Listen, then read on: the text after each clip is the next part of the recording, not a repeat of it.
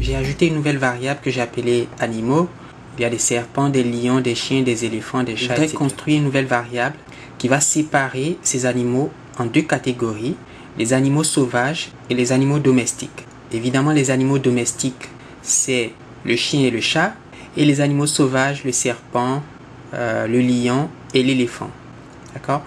Donc, on va créer avec la syntaxe la variable qui prend les modalités sauvage et domestique. Pour cela, recodons la variable animaux, donc animaux,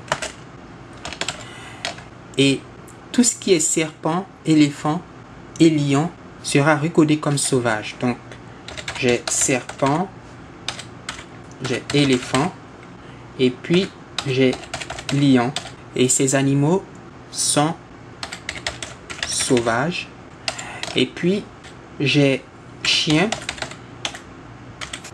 et chat qui sont des animaux domestiques. Je vais recoder cette variable dans une nouvelle variable que je vais appeler bête. Donc ce sont des bêtes sauvages ou domestiques. Et la variable bête est une variable chaîne de caractères. Je vais définir cette variable comme string. Donc bête, mais A. Alors domestique, c'est le mot le plus long qui s'écrit avec 1, 2, 3, 4, 5, 6, 7, 8, 9, 10. Bon, disons 12. Et on va exécuter le code. Donc j'exécute. Et voilà, SPSS a créé pour nous une variable qu'il appelle bête. Et ce sont des bêtes qui sont soit sauvages, soit domestiques. Et vous voyez que le serpent est une bête sauvage, le lion est une bête sauvage, le chien est un animal domestique. Enfin, le chat aussi, le lion est sauvage, etc. Et puis, alors si on veut attacher un code numérique à la variable bête, qui a deux valeurs, qui a deux modalités, pour la rendre binaire, et donc donner par exemple la valeur 1 à sauvage et 0 à domestique, on va dans Variable View, et puis dans Value, partout où on a sauvage, on va mettre la valeur 1, et partout où on a domestique, on va mettre la valeur 0.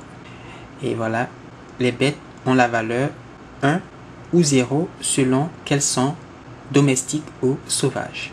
Alors, puisqu'on parle de variables binaires ou dichotomiques ou booléennes, c'est-à-dire des variables qui prennent deux valeurs possibles, le sexe, homme ou femme, la bête, sauvage ou domestique, etc. Je voudrais passer un peu de temps sur ces variables parce qu'elles sont très importantes dans beaucoup d'analyses statistiques, les régressions, les tests d'hypothèses, les intervalles de confiance.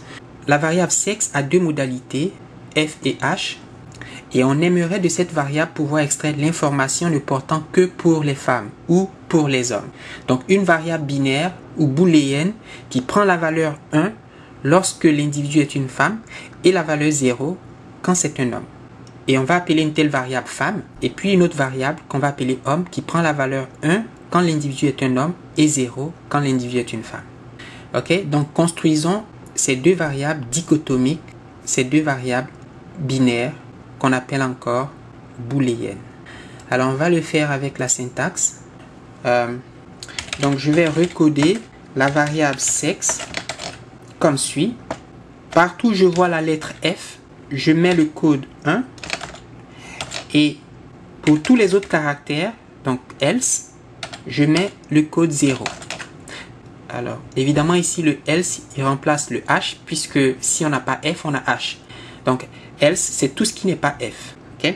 Et on va recoder dans une variable qu'on va appeler femme. Et on va aussi recoder, mais je vais faire un copier-coller, le sexe en remplaçant la valeur H par 1. Et puis, tout ce qui n'est pas H sera 0.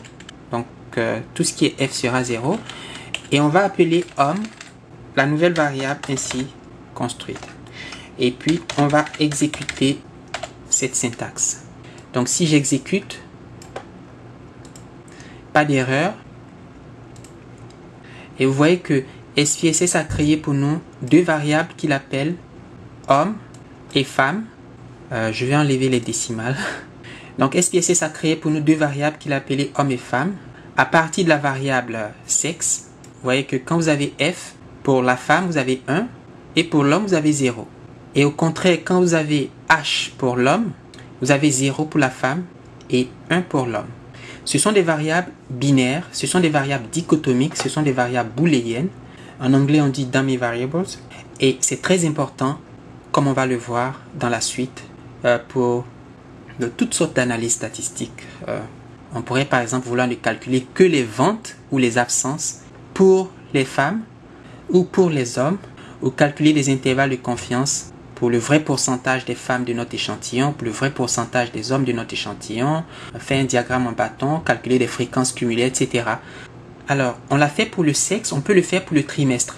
Il y a 4 trimestres et on veut construire des variables dichotomiques, des variables binaires, qui permettent de capturer l'information, toute l'information de la variable trimestre. Alors, si vous avez une variable nominale ou qualitative comme le trimestre qui a 4 modalités, 4 valeurs possibles, il vous faut 4 moins 1 égale à 3 variables dichotomiques.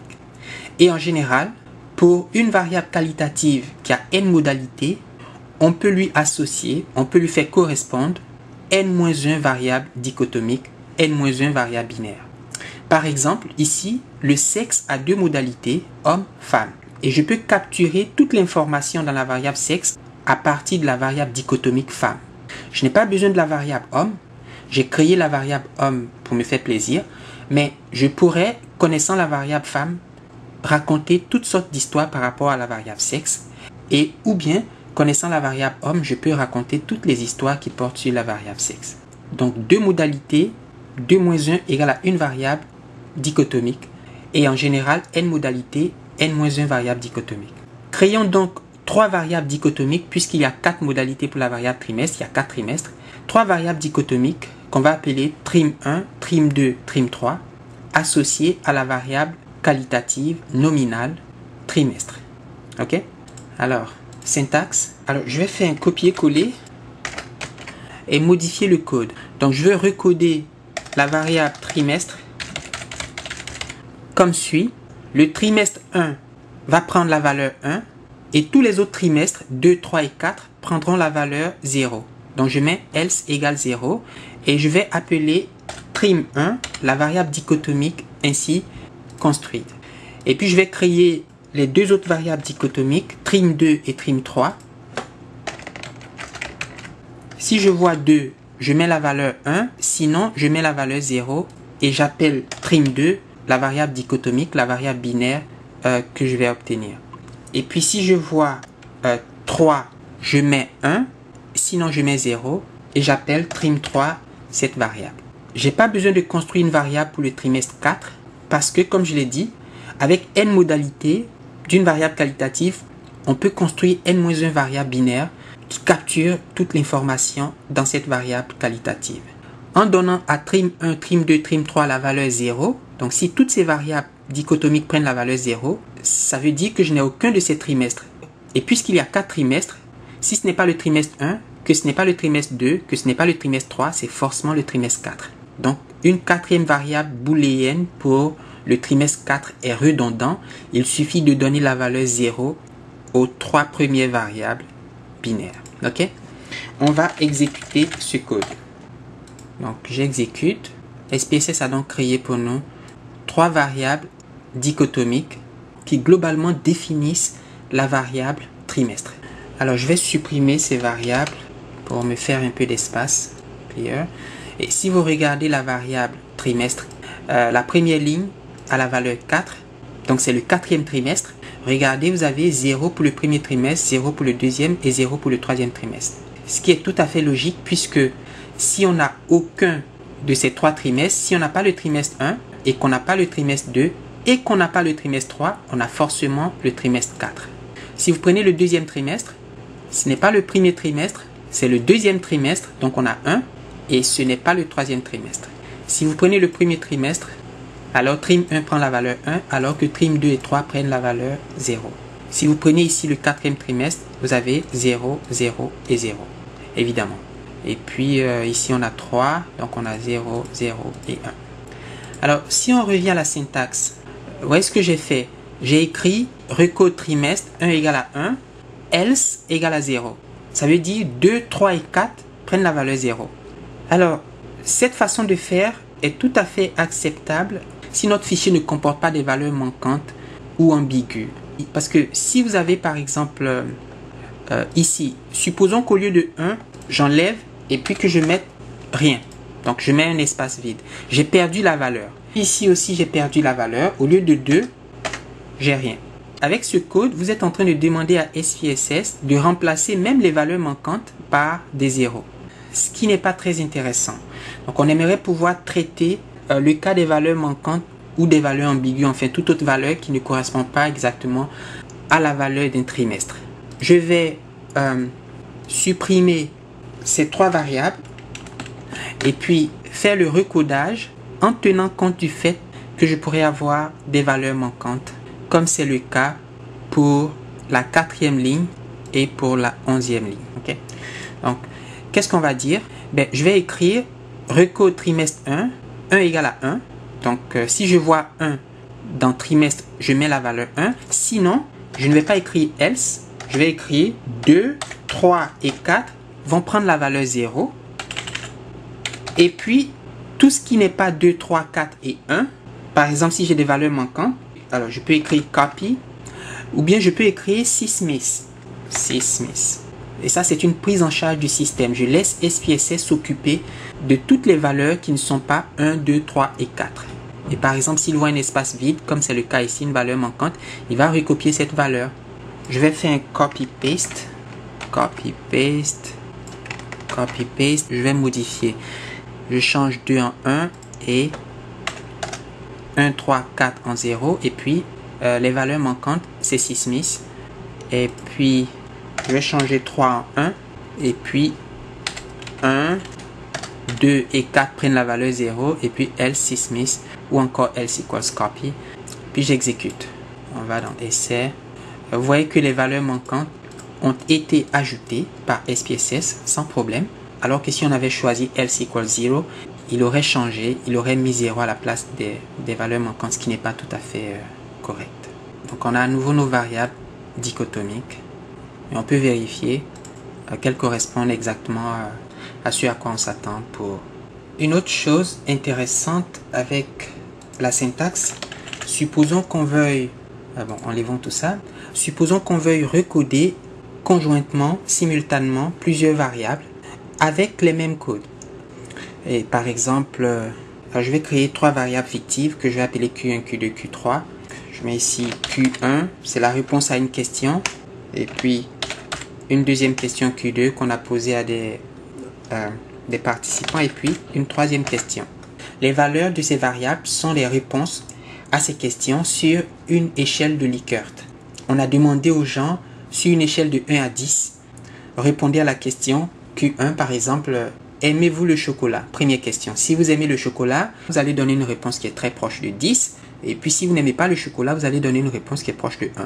Et puis, pour la deuxième question, c'est êtes-vous pour ou contre l'avortement? Encore une troisième question, toutes mesurées sur une échelle de 1 à 10. Bon, je vais mettre des valeurs fictives. 2, 4, 5, 5, 7, 9, 1, 2, 3, 4, 3, 6. Et voilà. Nous avons les réponses à nos trois questions. Supposons qu'on s'intéresse pour chacune de ces questions qu'aux participants qui ont donné la réponse 1. Donc, je ne m'intéresse qu'à tous ceux qui ont répondu 1 aux trois questions. Et donc, j'aimerais pouvoir recoder les variables Q1, Q2 et Q3 en de nouvelles variables telles que si je vois la valeur 1 dans la variable initiale Q1, je garde cette valeur 1. Mais si je vois une autre valeur, je mets 0. Et puisqu'on a trois variables, on voudrait pouvoir faire le recodage simultanément. On ne veut pas faire pour Q1 et puis ensuite pour Q2 et puis ensuite pour Q3. On veut faire pour toutes les variables en même temps. Essayons donc une telle opération. On va faire recode. Je vais recoder Q1 et Q2 et Q3 de la façon suivante. Si je vois 1, je la garde. Donc, j'écris la valeur 1. Et puis, si je ne vois pas 1, ça veut dire que je vois ou bien 2, ou 3, ou 4, ou 5, ou 6, ou 7, ou 8, ou 9. Parce que c'est une échelle de Likert qui prend les valeurs de 1 à 10, comme on a dit. Et donc, pour toutes ces autres valeurs, j'écris le code 0. Je construis de nouvelles variables dichotomiques, binaires, parce que c'est ce que je veux. Ouais, je m'intéresse seulement aux réponses qui sont 1, à tous ceux qui ont répondu à ces questions, mais en répondant avec le code numérique 1, en donnant la valeur 1. Ok? Alors, il faut gérer les valeurs manquantes, donc je vais écrire else equals Smith. Je peux faire copy ou Smith si vous voulez. Et j'écris maintenant les noms des nouvelles variables. Au lieu de Q1, Q2, Q3, je fais le recodage dans de nouvelles variables que j'appelle. Alors, il faut choisir des noms. Par exemple, je vais écrire D1, D2 et D3. Les recodages respectifs des variables Q1, Q2 et Q3. Donc, into, je vais écrire D1, D2 et D3. Et puis, on va exécuter ce code. Alors, voyons si nos trois variables D1, D2 et D3 ont été construites. Je vais diminuer la largeur. Et voyez par vous-même que ces résultats sont compatibles avec les objectifs recherchés. La variable Q1 est une variable dichotomique sur la variable Q1 qui prend la valeur 1 quand la réponse à la question Q1 est 1 et qui prend la valeur 0 ailleurs. Donc partout où je n'ai pas 1, j'ai 0. Et chaque fois que j'ai 1, alors j'observe aussi la valeur 1 dans D1. Alors je propose un autre recodage. Toutes les valeurs de 1 à 5 seront codées comme 1 et toutes les valeurs de 6 à 9 seront codées comme 0. Ou le contraire, on va transformer une réponse égale à 1, 2, 3, 4, 5 en 0 et puis une réponse égale à 6, 7, 8, 9 en 1 et exécuter ce code. Donc SPSS nous donne encore les trois variables D1, D2, D3, mais le codage est un peu différent. Tout ce qui est inférieur ou égal à 5 prend la valeur 0, comme on peut le voir, et tout ce qui est supérieur ou égal à 6, donc 7, 9, vous avez 1, 1, 6, vous avez 1. Pour la question 3, pareil, 5 inférieur ou égal à 5, donc 0. Pour la question Q2, 6 est supérieur ou égal à 5, donc 1. 2 est inférieur ou égal à 5, donc 0. Qu'est-ce qu'on peut faire? Alors, on pourrait donner à ces variables binaires des significations pour les codes numériques. Donc, par exemple, le code 0, qui représente toutes les réponses de 1 à 5, peut être vu comme faible, une réponse faible, et puis une réponse qui est supérieure ou égale à 6, c'est-à-dire 6, 7, 8 et 9, et qui est représentée par le code 1, sera considérée comme une valeur élevée ou forte. On va écrire une valeur forte. Donc dans D1, vous avez faible, faible, fort, fort, et ce sont les valeurs nominales qui sont associées au code numérique 0 et 1. On peut le faire pour D2 et D3. Il suffit de copier simplement la cellule values pour la variable D2 et puis de la coller. Donc je fais paste et puis je fais de même pour D3, paste, et voilà.